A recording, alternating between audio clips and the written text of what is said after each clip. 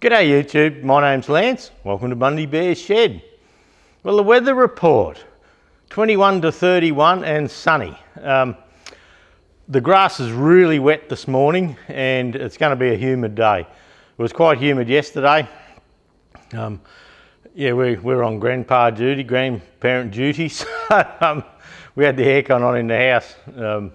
Had the little young Freya there for the day, and yeah, so it was quite muggy outside, but in the afternoon there was a nice breeze and we all ended up out on the backyard on the grass. So yeah, nice sunny days. Yeah, not too bad, but just a bit humid. So yeah, we'll try and get stuck into things early in the day and yeah, get it all over and done with. See how we go. It's been a busy week. They're always busy, like, which, you know, that's a good thing. Yeah, I don't ever look forward to sitting in the rocking chair looking at what the neighbours are doing over the road. It's good to stay busy. But yesterday, well, yeah, Tim and Ellie, they're the son and daughter-in-law and kids. They come round every second Friday evening, and when Tim has the kids, and they come round every second Friday evening for dinner. And yeah, they come around this Friday evening, and Arrow, young grandson, he's 6, he's always on about fishing.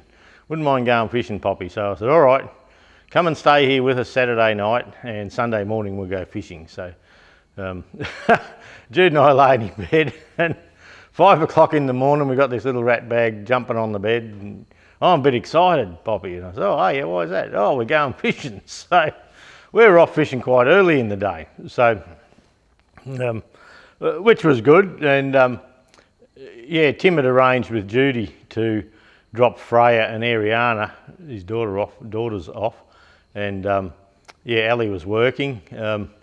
Yeah, split families. He works some days, she works others, and yeah, so Ali's at Godfrey's in Bundaberg, and so she works Sundays now. So which isn't bad because you get penalty rates on the Sundays. So if you work Sundays, I think she does Sunday, Monday, Tuesday, Wednesday, Thursday, something like that, but the extra pay for that helps her out, so helps the family out. So yeah, and Tim had other stuff he wanted to do, so yeah, we're on grandpa duty. So Auntie Sal, which has been a just long family friend, she was there for the day for a yap too.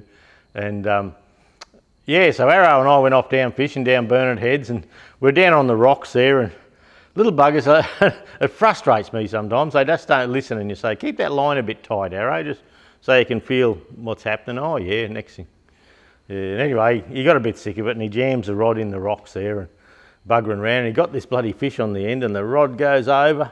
And I said, Arrow, you got a fish on your line. He says, oh, I don't know, Poppy. And I said, yeah, look at the bloody thing. So he's trying to come back for it, and I'm trying to skip over the rocks about, only 2 or 3 metres away. And but he was down splashing around the water, you know, he'd lost a bit of interest. So yeah, I whizzes over to grab it, and of course I got me bloody safety thongs on, me beachcomber bills here. And, yeah, one of them slipped and I fell arse over tit on the rocks, and by the time I got the rod and, you know, trying to work this thing, it just pinked and off it went. Snapped the line off and off it went. And so I was onto him a bit. I said, yeah, if we're going to go fishing, we've got to try and sit there with it for a bit.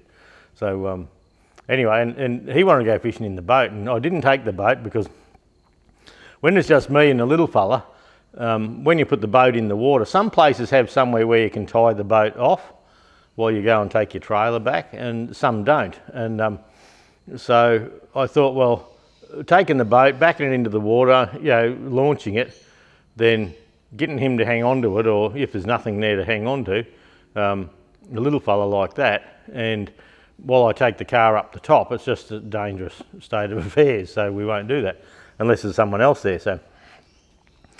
So he kept saying, oh, there's people out there in a boat, Poppy, and it'd be good if we had our boat. I think we'd be catching more fish. So I said, oh, well, maybe, you know. And anyway, then he wanted to go to fish on the sand, so he'd sort of run out of steam for fishing and wanted to puddle in the sand and the water. So I said, all right, so off we went, and we found another spot, and there was these little toadfish, and they're just a little pesty bloody shit of a fish, and they were probably 6 inches long, maybe. And well, he worked out with them, if he could put a bit of squid on the end, he'd drop it in the water, because by then the braid line on his line was that knotted and that it wouldn't run out through the runners. So I just let about 6 or 8 foot out and just plopped it in the end of the water there, and he could stand there and see the fish come and hitting the bait, and he'd time it sometimes and bang, he'd jag it and got them, and he got 4 of them. So I got a photo of him catching one, but he caught 4 of these little things, and that was the highlight of his day, just buggering around in this little shallow water catching toadfish. So I fished for a little bit, but then, yeah, there's a few oyster rocks out there, and I got snagged, and once it broke off, I thought, oh, I'll just sit and watch the young fella for a bit. So so we didn't get home till after 11 in the morning, and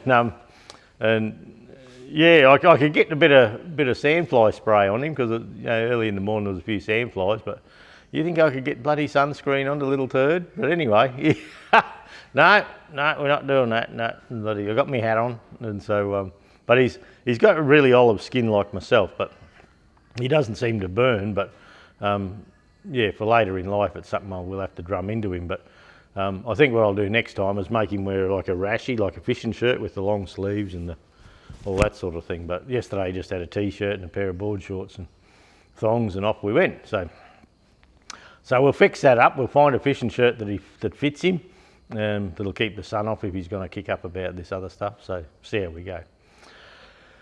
What else did we get up to through the week? Oh, Judy had a birthday. Hey, I married this young Sheila, now I've got an old one. She was 59 on the 22nd. So we had a birthday through the week. So last night we went to Mum's place in at Sugarland Gardens, and the family got together there for a bit of a celebration. And yeah, the kids helping light the birthday cake and buggering around. They love that stuff. So, and then Mum hid a heap of Easter eggs around, early Easter, because you may not see them by Easter. And so they were doing an Easter hunt in Nana's house there last night. So that kept them busy. We took the new ASX in there, and would you believe it, that's the second time we've driven it since we've owned it, and we must have had it, we got it on the 15th of February, and it must be 25th, 27th of March or something like that. So that was the first time, and it was all dusty, so I had to bring it up the back and pressure clean all the dust off and just give it a freshwater rinse just to tidy it up. And so we took that in, first drive. I think we'd done 14 kilometres before then, so we might have done 17 or 20 now. You know, wear the bloody thing out, we keep going like that. So we'll see, but yeah, we've been away and just busy, and through the day Judy drives a Yaris, and no need to bug around with the other one. Through the week I got the steering box painted, painted as in primed. So there's grey there, I'll explain that shortly. So yeah, it was sitting on the bench, and I had it oiled up with CRC 556, or I might have used the 336, you know, the oily one, but look, it would have evaporated off in time. So I went through the stuff that we had from CRC, and they have, is it this one here? This fella, etch it. So on the alloy side cover on the steering box, I used this etch it, and it's an etch primer for white and yellow metals.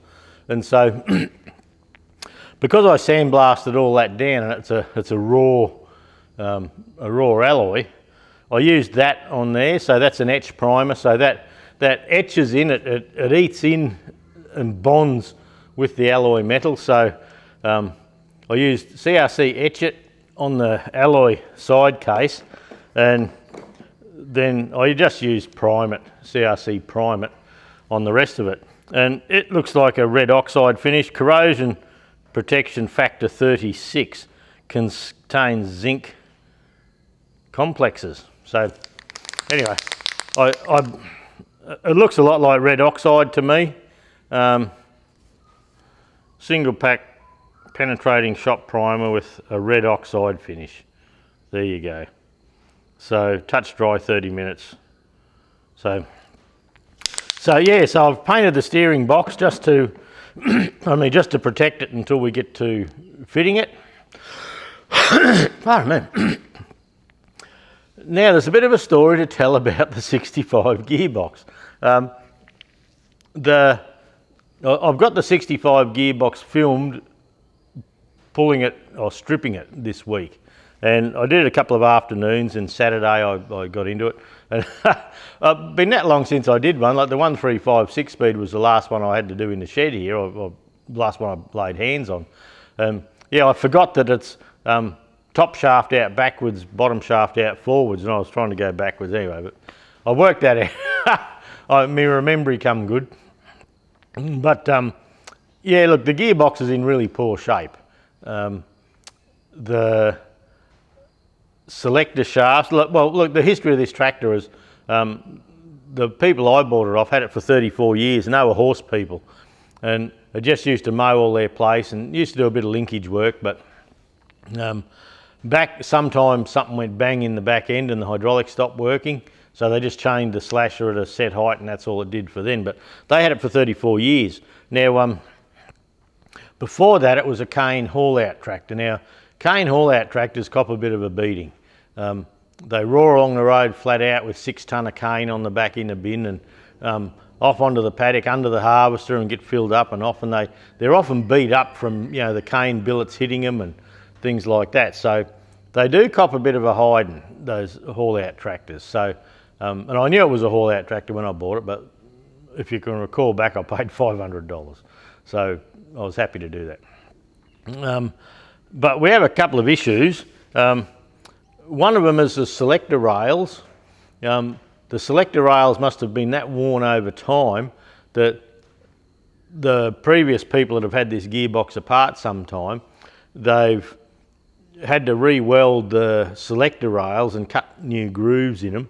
And where you have the detent that comes down onto the shaft, and it's a little round 3/8 diameter little slug with a point on it, and that's the detent that sits into the groove on the shaft to hold you in gear or hold you in neutral.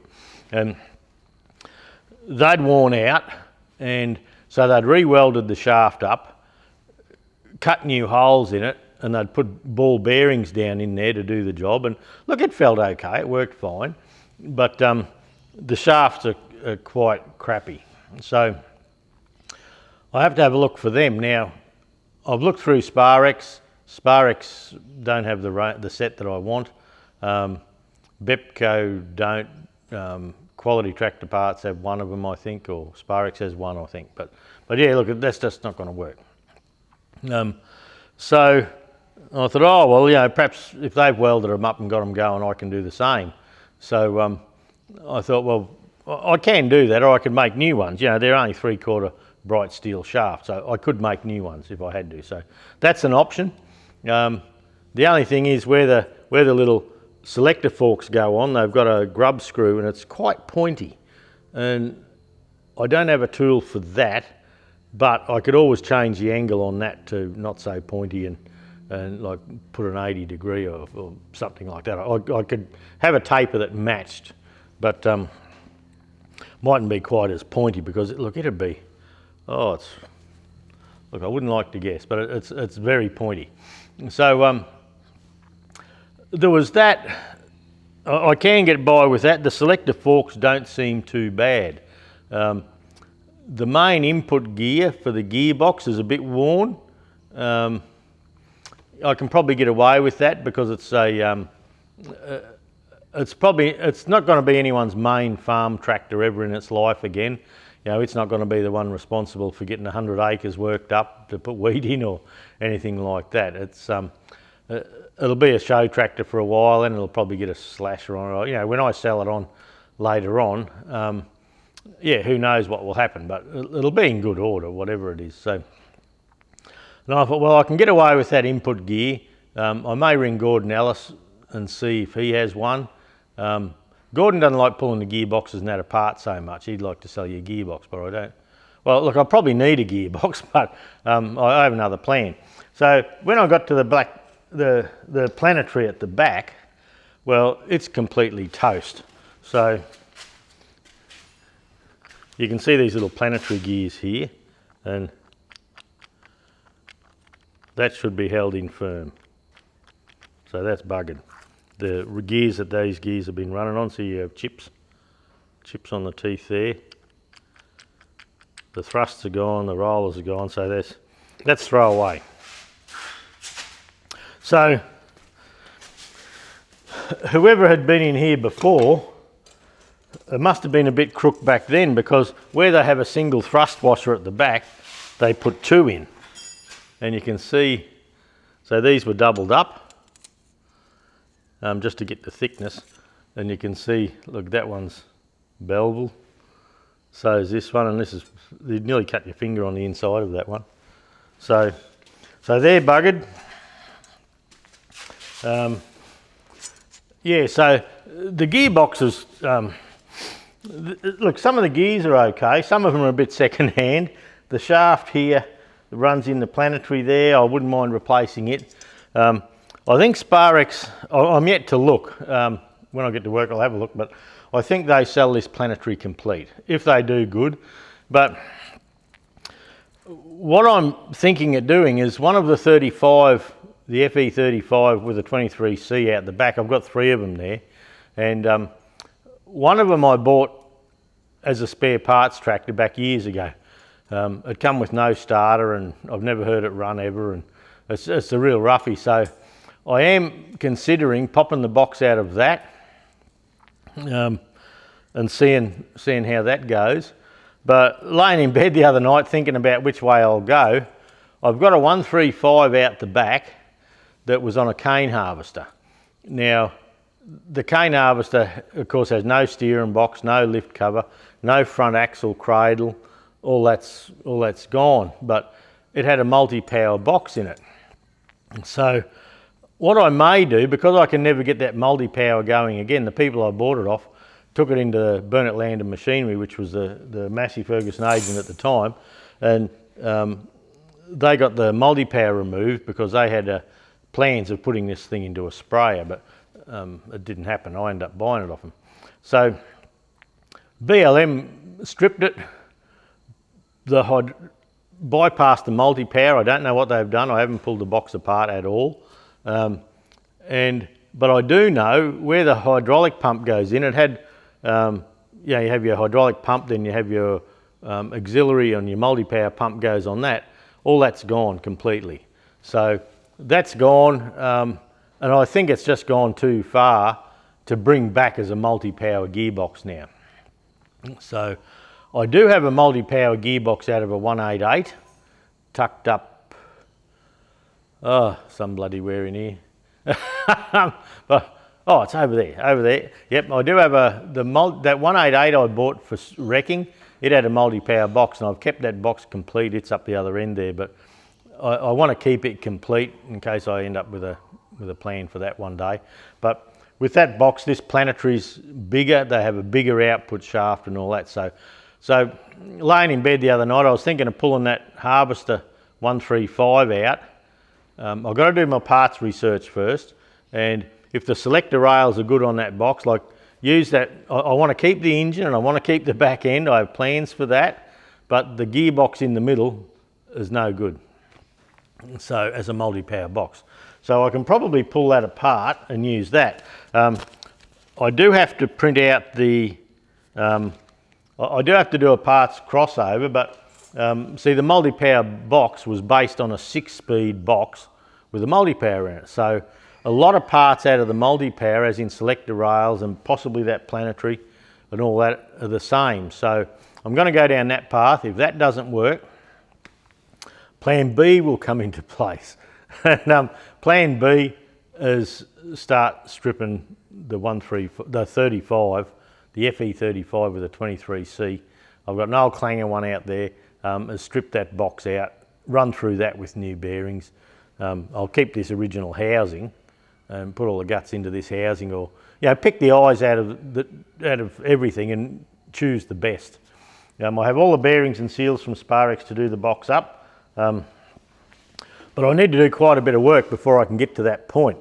So I don't know when you'll see another gearbox. Oh well, this week you may see stripping it, but sometimes I'll strip something and then I don't put that video out until I'm doing the assembly part of it. So if someone comes along in 3 years' time, they want to watch the videos, they can see how to pull it apart and how to put it together fresh. And if you're video pulling it apart, then 10 videos later you got putting it together. Yeah, it's a bit disjointed, but I could put a card in there and join them together, you know, drop a link in or something like that. But I've got to work that out yet. I wasn't quite expecting that. I don't know, tractor this age, I suppose I should have been, but I just wasn't. So we'll see how that goes. Yeah, Sparex was up the other day. We had another good yarn with Sparex and sorted a bit more stuff out. So the new rep's all keen at the moment, young Caleb, so he does a good job. And so I'll see if Sparex has one of these planetaries. I'll ask him. I'll see if we can get it off him and go from there. The little bloody, I don't know, mosquito or something. Yeah, I've had a bit of a shuffle in the shed again, and I've shifted the Bedford out of this bay for the moment, and I'm going to put the David Brown in, nose that in. I've got to pressure clean that bay this morning. I've just finished washing the ute and all the fishing gear. I'll pressure clean this bay out, and I'd like to get the David Brown 880 in there for filming, for the just to start the hydraulic diagnostics on that. And I'll have a shuffle up the other end, and that'll give me room to bring that Ford 4600 in, and look at starting on pulling the timing gears and all out of that. So yeah, may as well have 10 irons in the fire as one, eh? And may as well get into it. When we come back from down south, pardon me, I got back onto the David Brown hydraulic setting tool, the DB 961796, the Churchill tool. Now, the last one of these little steel tools for setting the David Browns up, this is Facebook, said it went for £350. So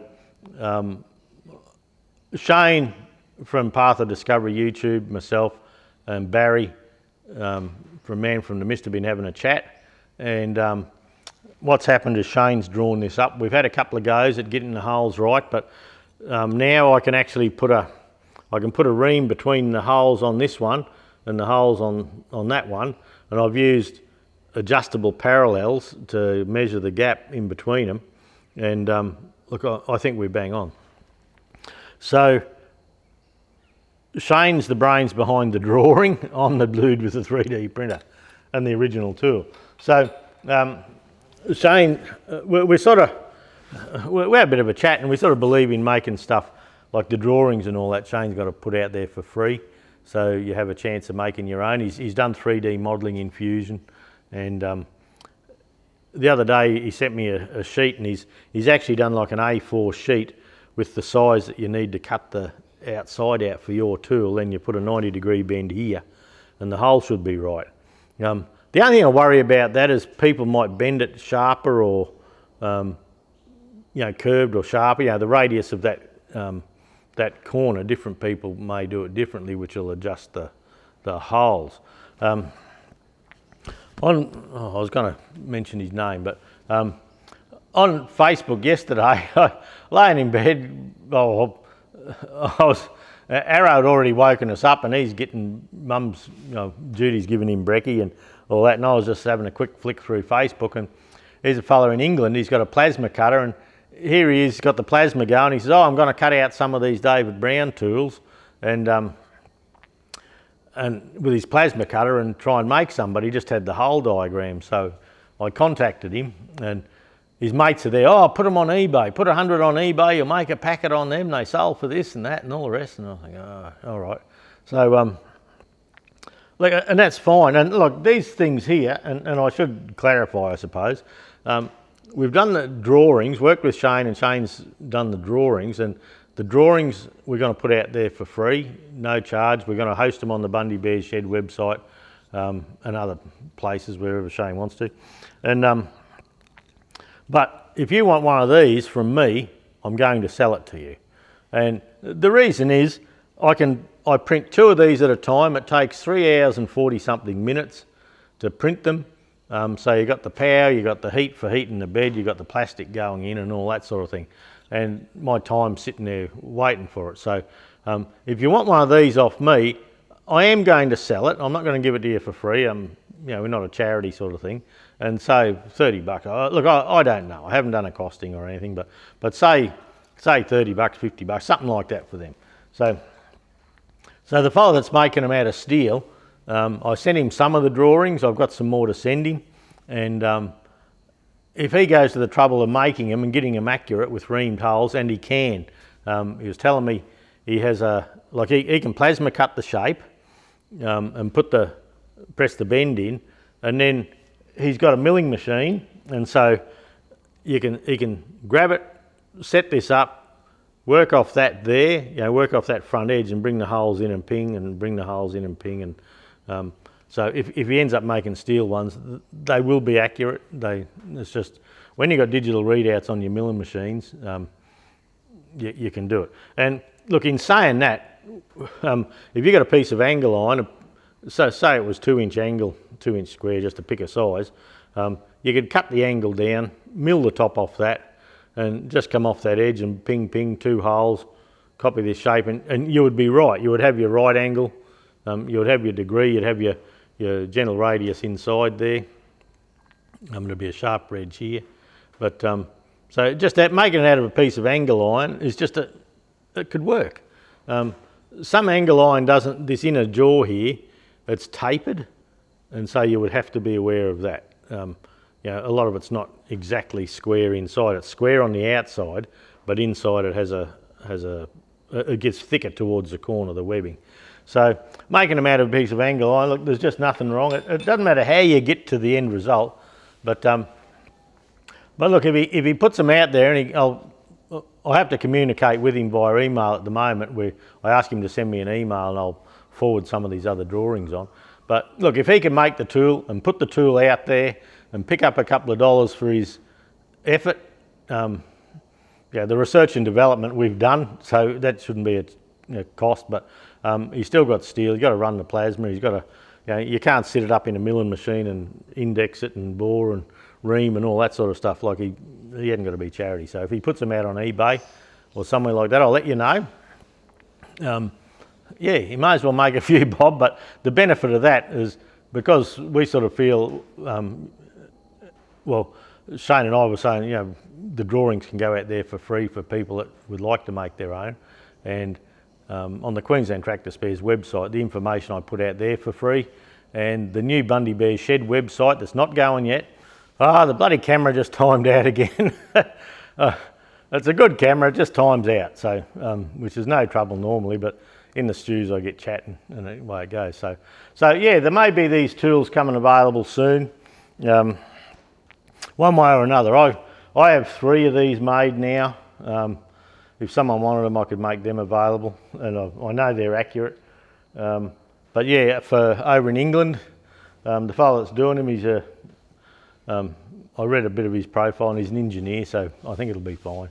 So yeah, and the idea is to put them out there, and people that want to restore their tractors, the old David Browns, as they get old, they get neglected, and the hydraulics seem to be the part that suffers on those tractors. So if we can get the tools out there to help people fix their own stuff, well, that's just what it's all about, eh? Help each other out, so we'll see. So this morning I have to make a decision on what I do with the gearbox here. I got the gold tractor going by, I had an old distributor, so I put this old distributor into Goldie and I chucked a new coil on for good measure, and so Goldie's running. I do have to rebuild a distributor. That distributor I built, it's the one I built from scratch with the new bearings and all that for the barn find TEA20. Now, the reason it's no good really is the catch on the side where that actually goes through the body. Like a lot of those distributors, it's broken, so the catch that holds the distributor cap on is only held on with one clamp, and it seems to work. So, but it's not a long-term thing, that's for sure. So I do have to get up and build a distributor for that. I'll take it for a little walk. Ian's Biddy's tractor, that Ford 2000 petrol out the front, I was looking at that the other day. I got to hook a battery up and whiz him over and put oil down the bores and just make sure it's not getting stuck sitting, because we've had a bit of shitty weather. So I've got to do that. But I was looking at it, and up around the steering column, there's been a snake up there, and he's used the steering column to drag his bloody skin off. So there's a snake skin up there. So I'll take you out and show you that in a little bit. Yeah, I see snakes around, but I never bother with them much. They're okay. I have a bit of a look at them, and if they're going that way or that way, as long as they're not coming my way, if they're coming my way, I'll hop out of the road and let them go past. And yeah, but they don't worry. They're usually in such a hurry to get out of your way that yeah, they're no hassle. But apparently some of the big old brown snakes that can get cranky, but anyway, we haven't struck that, so we'll see. All right, well that's probably me flapping my gums enough for the stew. I've got to get that David Brown going this morning. Well, actually, I've got to clean this bay first. That bay's a mess. The old Bedford truck, I shifted it out, but the clutch sticks, and it must have a bit of oil on the clutch. And yeah, once you bang it into gear and get it going, and you slip the clutch a couple of times, she's right as rain. So I had the grandkids in it yesterday, and we did a paddock lap and all that, playing big truckies. And isn't it funny, you know? I'm sitting showing off my truck to the grandkids. What do you reckon? And it's got the quarter glass. What's that do? And I said, oh, that's your air conditioning. Really? And I said, how do you reckon we get the window up and down? Oh, I don't know. And they're looking around, and I said, wind that handle. So I had to wind the handle to get it down. And these are kids, you know, 6 and 9. And yeah, that was a bit novel. You know, oh, you wind the handle to get the window down, and the door catch isn't a catch inside. It's a little lever near the window. So what's that do? And I said, oh, that opens up the door. And, oh, yeah, okay. And I said, you notice it hasn't got a radio, it hasn't got a wireless. Hasn't it? And I said, no, there's no music in here. You just listen to the sweet sound of the engine. Oh, really? It was just a bit of fun. But, yeah, kids looking in this truck and thinking, wow, how come this and how come that? So it was just a bit of a fun thing, showing them wind up windows and bloody quarter glasses and you know, old door handles up the top here and things like that. And no radio, fancy that. So, so that was a bit of a chuckle for me anyway.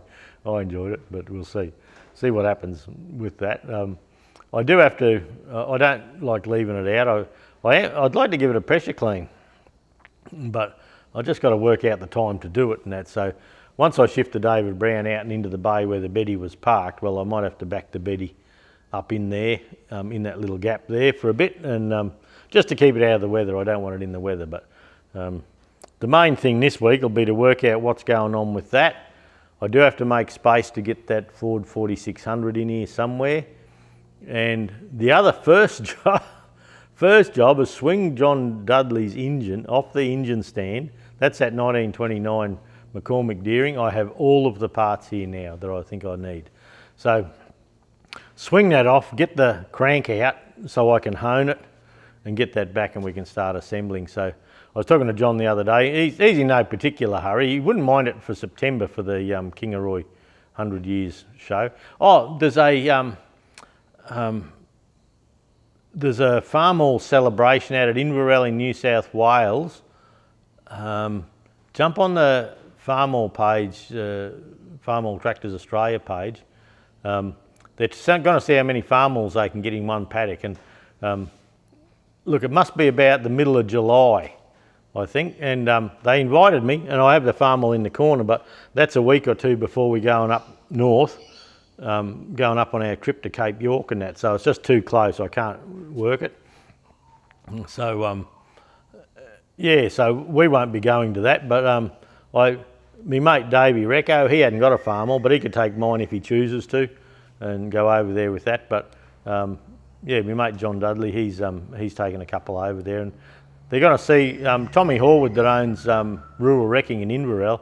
He has got just a shitload of internationals, so he could he could hold a show on his own. So just with his collection and getting everyone else to bring 1 or 2 tractors over, it's going to be a pretty impressive lineup. And bit of a shame.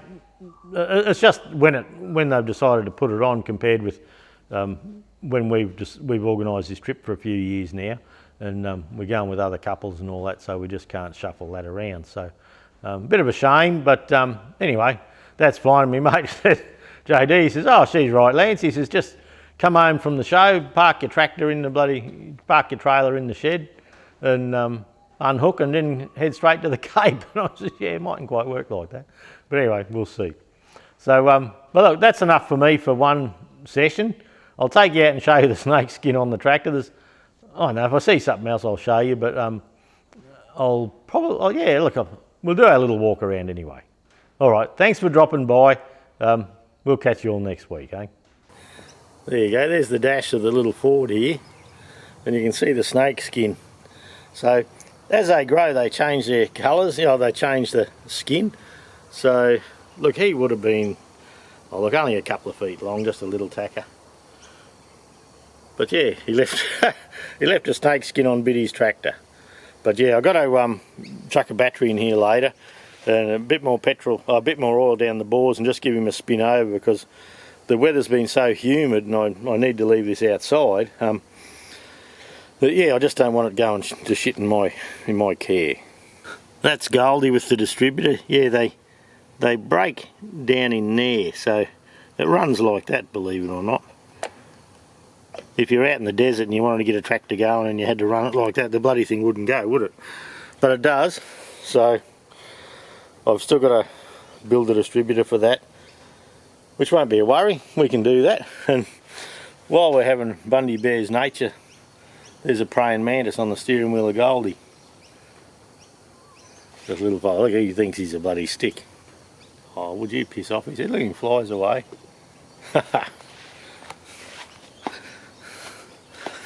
And there's the cleanest bloody Land Cruiser ute on the property. Right, so that's the gearbox housing.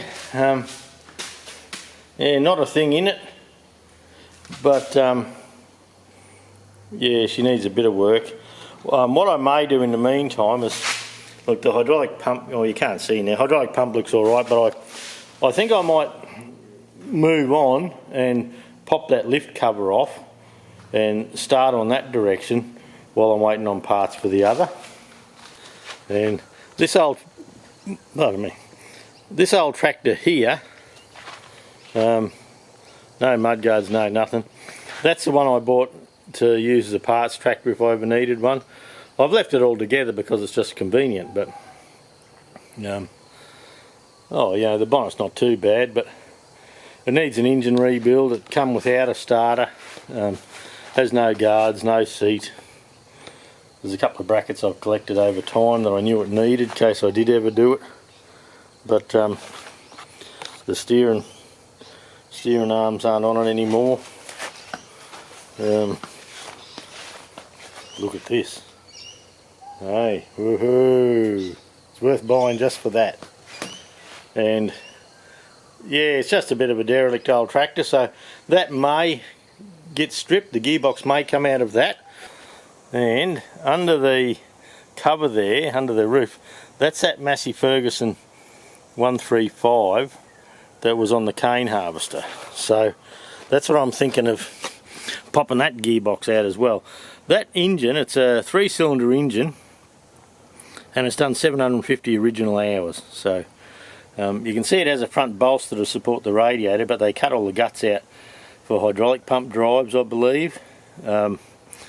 But yeah, multi-power box. It never had a rock shaft or anything on it, but the engine starts and runs well. That's why I have it under this canopy to keep the moisture out. But that multi-power gearbox there, that would be what I'd look at.